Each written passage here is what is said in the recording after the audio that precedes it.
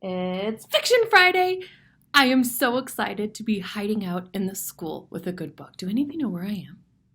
I'm in a top secret agent office that I get to sneak away and hide in anytime I want to put my nose in a good book. I get lots of assignments, remember? So check this out. Here's my stack of everything I have to get through today. Oh my goodness! And I'm taking a few minutes to readdress my stress level and have a good book. Did you know that reading reduces stress? Anytime you feel that or ah or panic feeling, grab a good book. It's a way to help your brain decompress, relax, and engage in someone else's story. We started our story in Wonder, R.J. Palacios' novel, to celebrate Disability Awareness Month and Women's History Month. Augie is a 5th grade student going to school for the very first time.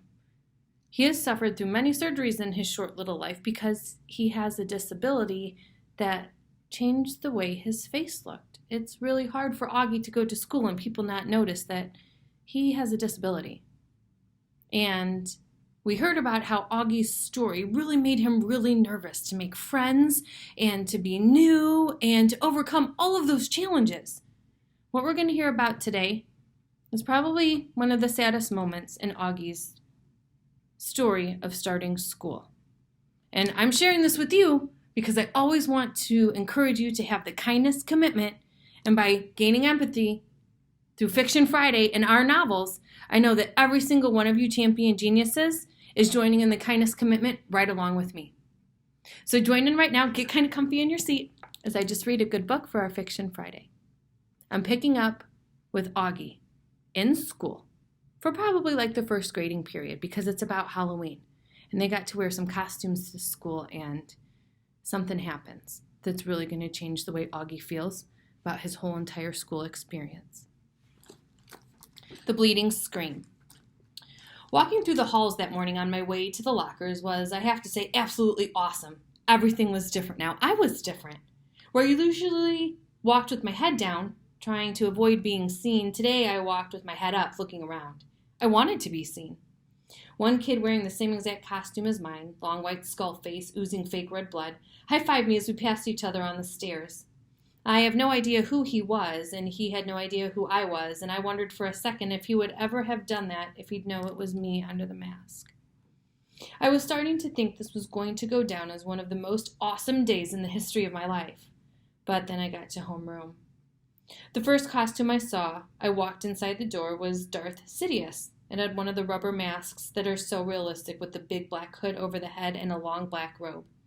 I knew right away it was Julian, of course. He must have changed his costume at the last minute because he thought I was coming as Jango Fett.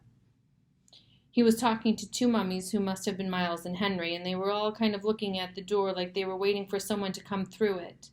I knew it wasn't a bleeding scream they were looking for. It was a Boba Fett. I was going to go and sit at my usual desk, but for some reason, I don't know why, I found myself walking over to a desk near them, and I could hear them talking. One of the mummies was saying, "It really does look like him."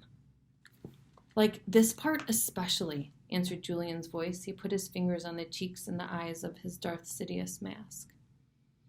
"Actually," said the mummy, "what he really looks like is one of those shrunken heads. Have you ever seen those? He looks exactly like that." "I think he looks like an orc." "Oh, yeah. If I looked like that," said the Julian voice, kind of laughing, "I swear to God, I'd put a hood over my face every day." "I've thought about this a lot," said the second mummy, sounding serious, "and I really think if I looked like him, seriously, I'd never leave my house." "You would," answered Darth Sidious. "No, for real," insisted the same mummy. "I can't imagine looking in the mirror every day and seeing myself like that. It would be too awful. And getting stared at all the time?" "Then why do you hang out with him so much?" asked Darth Sidious. "I don't know," answered the mummy. "Tishman asked me to hang out with him at the beginning of the year, and he must have told all the teachers to put us next to each other in all our classes or something." The mummy shrugged. I knew the shrug, of course. I knew the voice. I knew I wanted to run out of the class right then and there. But I stood where I was and listened to Jack finish what he was saying. "I mean, the thing is, he always follows me around. What am I supposed to do?" "Just ditch him," said Julian. I don't know what Jack answered because I walked out of the class without anyone knowing I had even been there. My face felt like it was on fire while I walked back down the stairs. I was sweating under my costume, and I started crying. I just couldn't keep it from happening. The tears were so thick in my eyes I could barely see, but I couldn't wipe them through the mask as I walked. I was looking for a tiny little spot to disappear into. I wanted a hole I could fall inside of, a little black hole that would eat me up.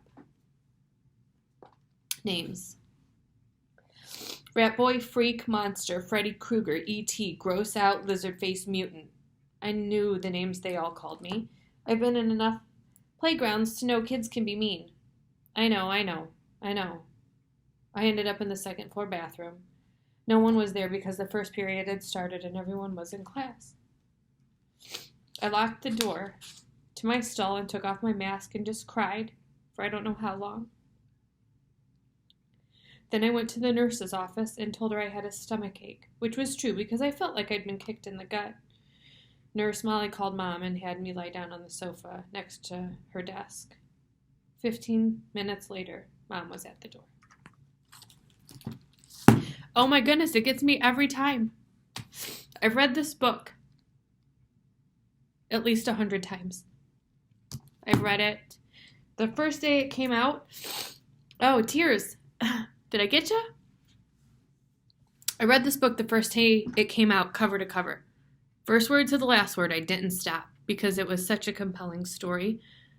And still to this day, 100 times later, those pages hurt my heart because I love Augie and his character so much. And I know what he has to go through every single day just to be brave enough to come to school. So, Fiction Friday is always a great way to think about how other people are always feeling, how other people are always, oh my goodness, pull it together. You're going to see me cry a lot because it's just the way I am. It's how I celebrate being excited, being sad, being angry, being frustrated. So it's okay for you to know if you're ever feeling like Augie and having a moment of shedding some tears, get a walk and talk in with me. Ask to come and see me. And Augie and I will share the moment with you. And thanks for sharing a good book with me. I hope you enjoyed our Fiction Friday.